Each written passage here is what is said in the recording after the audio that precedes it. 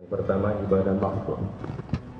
Ibadah yang telah tertentu tata caranya, seperti sholat, kaifiahnya sudah tertentu, nggak bisa dirubah-rubah.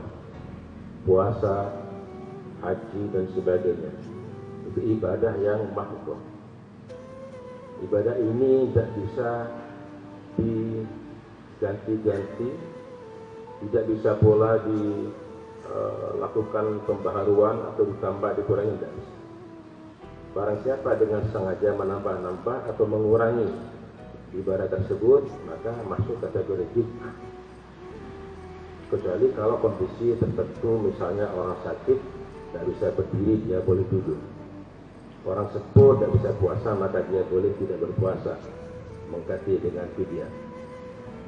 Yang kedua, ibadah mutlak. Ibadah ini berbentuk apapun amal kebaikan yang bisa dilakukan, baik terkait dengan hablum minallah maupun hablum minannas. Contoh, membaca Al-Quran itu ibadah. Mau membaca kapan? Malam hari, siang hari, pagi hari, silakan. Dengan lagu bagaimana silakan, yang penting benar. Kemudian contoh lagi selawat. Mau berapa kali, mau 1000 kali, mau 100 kali, silakan. Bebas, kapanpun dan dimanapun, asal di tempat yang baik. Sedekah demikian juga, zikir demikian juga. Nah, pada wilayah ini maka tidak ada istilah bid'ah, tidak ada. Contoh misalnya pada zaman Rasulullah itu para sahabat itu kalau makan bareng-bareng itu pakai tempe, digelar tempe makan bersama. Kemudian ketika zaman sekarang orang mengenal nasi kotak, ada lagi misalnya prasmanan dan sebagainya, itu boleh, intinya sedekah. Jadi yang ibadah bidang ini, ibadah mutlak ini tidak menentukan tata cara tersendiri, karena itu bukan bid'ah, bukan bid'ah. Dan carilah sampai kepada Allah itu al-wasilah. Apa itu wasilah? Saya baca di beberapa tafsir Al-Quran, ini al-wasilah adalah semua amal kebajikan yang dilakukan semata-mata karena Allah Subhanahu wa taala. Itu namanya wasilah. Wasilah. Manakala kita lakukan dengan ikhlas.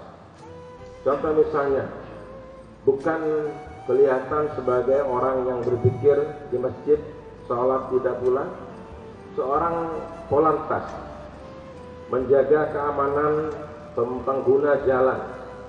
Dia misalnya mulai dari pagi sampai siang, dia tidak di masjid, dia di lapangan, dia mengatur keselamatan orang misalnya. Itu dunia dengan ikhlas karena Allah, melaksanakan tugas dengan baik, itu pun termasuk wasilah, termasuk amal saleh. Di semua amal kebaikan yang diniati untuk Allah, itu namanya wasilah. Tadi saya katakan, apapun pekerjaannya, apapun, yang penting itu kemaslahatan. Oleh karena itu maka di sini cakupannya luas sekali. Jadi kita yang bukan ahli agama, tidak memberikan ceramah, tidak membuka kitab atau dibaca, atau tidak ada di masjid untuk sholat saben hari nunggu masjid, tidak. Kita di lapangan, dimanapun ada bencana alam, kita langsung terjun ke sana, memimpin atau mengawasi, membimbing para penyelamat untuk orang-orang yang menderita karena banjir. Itu pun wasilah bagi kita. Apa gunanya wasilah itu? Tadi saya katakan agar kita dekat dengan Allah Subhanahu wa taala dan doa kita dikabulkan olehnya.